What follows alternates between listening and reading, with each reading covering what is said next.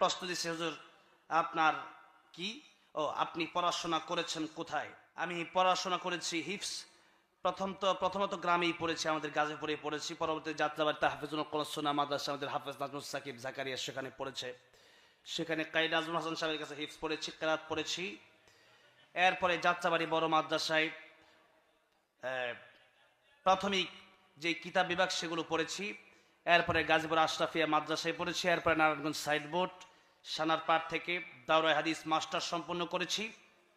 এরপর আমি মুফতি বলি না, আমাকে যতটুকু মোটামুটি আমি নিজে জানার জন্য 1 বছর ঢাকার সাইনবোর্ডে মাদ্রাসাতুল ফুরকান সেখানে আছে, সেখানে আমি ইফতাও পড়েছি। আলহামদুলিল্লাহ বলেন। যতটুকু দরকার আমার জন্য আমি পড়েছি। এখনো পড়াশোনা তো চলবে সারা জীবন, ঠিক না? আল্লামা সাইদুল আহমদ জেলে বসেও পড়তেন, জেলে বসেও পড়তেন।